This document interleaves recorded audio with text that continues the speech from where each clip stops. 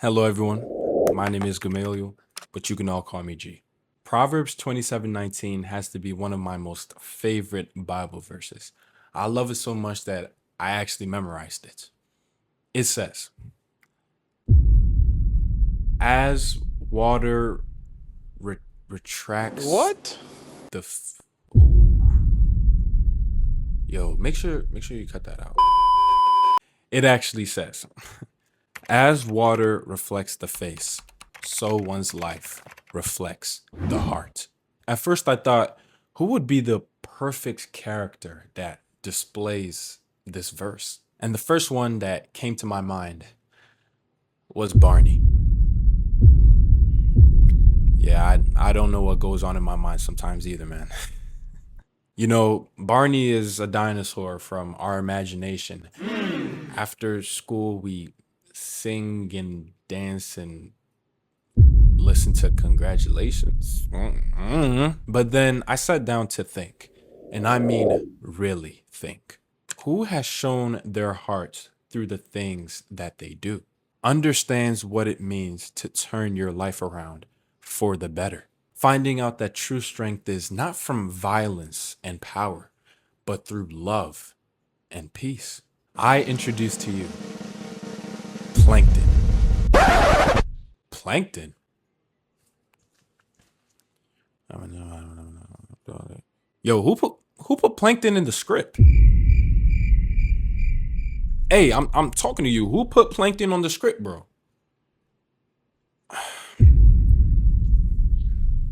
Oh my days. The person that we're going to be talking about today is Uncle Iroh. I'm going to talk to you two later. Before Iroh became the tea drinking, wisdom dropping uncle that we all know and love, he had a dark past. As the next heir to the Fire Nation throne, he had power, he had respect, and everyone feared him for his terrifying skills in war and combat. Imagine this. He led a 600-day siege against Ba Sing Se. 600 days of war. 600 days of people dying on both sides. And guess what he's doing? He's writing letters back home, laughing about how he's going to burn the city to the ground. Now, listen, I'm not saying that he was purely evil. He had some good in him. He loved his son. He sent gifts to his niece and nephew. And he did some other good stuff that I just can't think of right now. But look, the point is, he had some good in him. But his life, what everyone saw, showed a different story. He wanted conquest. He wanted glory. He wanted to be known as the greatest general that ever lived. And his life perfectly reflected that. But then something happened that changed his life entirely. See, Iroh, he had a son, and his name was Liu Ten, his one and only child. But the thing is, he died during the war, and that absolutely broke him. At this point, the glory, the power, the fame, the fortunes, none of it mattered to him anymore. The crazy thing is, his own brother backdoored him and stole everything that Iroh was basically spending his whole life trying to achieve. And all of this happened because of a broken heart. But catch this, that is exactly what was needed for him to change. Soon, Iroh was on a spiritual journey. He was traveling to other nations, learning from them, even speaking with those that he fought. And somewhere along the way, he became soft. Not weak, but soft. The man that used to fix all his problems with fire and fighting was now solving it with tea and conversations. It's honestly crazy when you think about it. But this is why he is honestly perfect for this verse.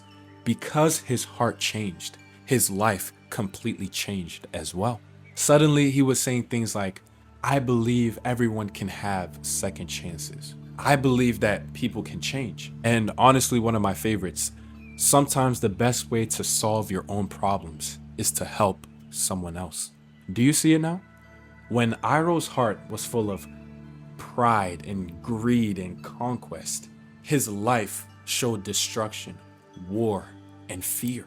But when his heart was humbled and basically remade, he found peace, prosperity, and wisdom. This is Proverbs 27:19 in real time. Even in a cartoon made by people that have probably never even read Proverbs in their entire lives, it still does not stop the truth from showing up. Your life is always going to show your heart. You can definitely fake it, but it won't last long, because eventually what goes on in your heart is going to show up in your life for others to see. Now, this is where I have to ask you something, and I'm honestly asking myself this question as well. What does your life reflect about your heart? When you look at your relationships, do they show peace or drama? When you look at your decisions, are they driven by faith or by fear? Because your life is showing a story of your heart, whether you want it to or not. And for some of us, we look at our lives and we don't like what we see.